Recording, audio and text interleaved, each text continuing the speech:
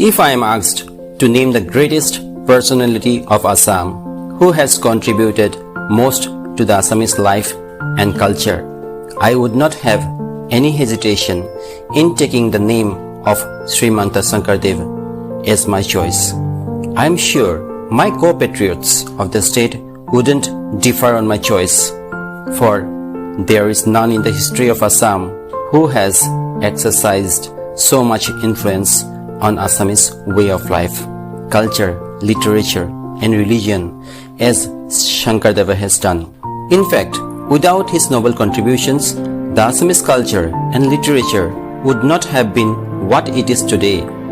The footprints of this Mahapurusha are still visible on the present-day Assam. Shankardev was born at Alipukhuri near Bordowa in the present district of Nagaon in the year 1449.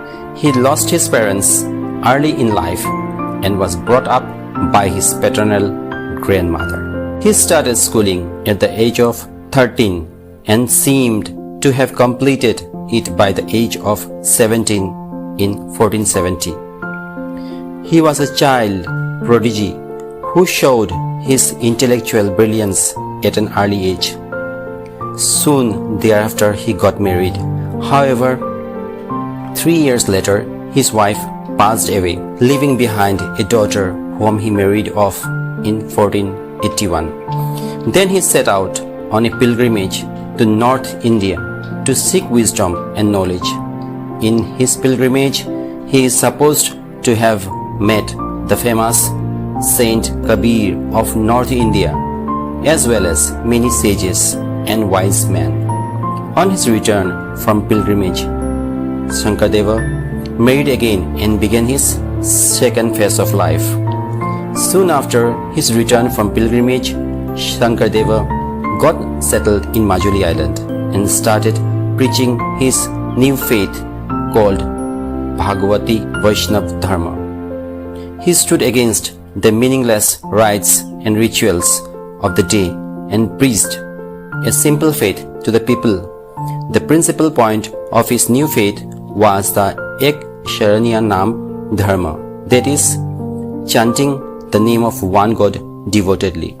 For him, the worships of the idols of numerous gods and goddesses were unnecessary, as the same Supreme Soul exists in all human beings.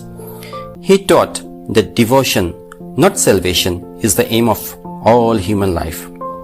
He also opposed vehemently all class distinctions and man-made social barriers. Ultimate emphasis was placed on singing and reciting of bhajans.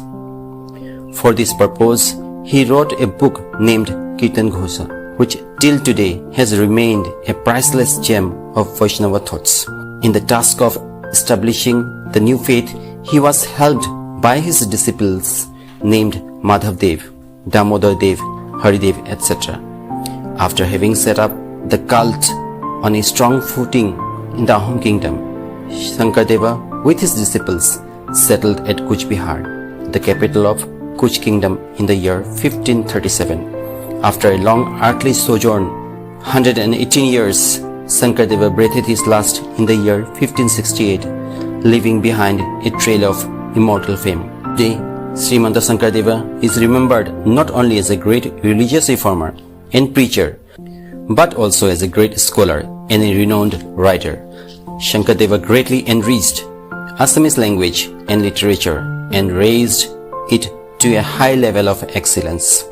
His main work includes books such as Harish Chandra Upakhyan, Rukmini Harana, Kaivya, Gunamala, Bali Chalana, Amrita Manthana, Gajendra Upekhyana, Kurukshetra, Ram Vijayanta, etc. Shankardeva's Kirtan Ghosha, the book of songs based on Bhagavad Purana, is the Bible of Assamese Vaishnavism. His Bhakti Ratnakar is a masterpiece in Sanskrit, exposing his wide learning and profound scholarship. His concept of Satra and Namghar have revolutionized social life in Assam. Shankardeva is also credited to have developed a new type of dance form called Satriya. His dramatic works such as Rukmini Haran, Parijat Haran, Kalia Damana, etc. have raised Assamese literature to great heights. His fight against social demarcation of the time will go down as another lasting legacy of this great soul. Today Assam and Assamese people can never forget the noble contributions of this great son of the soil. Assam is yet to produce a man of his intellectual depth, legacy and greatness. He has made the Assamese people pulsate with a new culture, a new faith and a new social order. The Renaissance in Assamese culture and literature, initiated by Srimanta Sankardev, continues to echo throughout the length and breadth of Assam even today.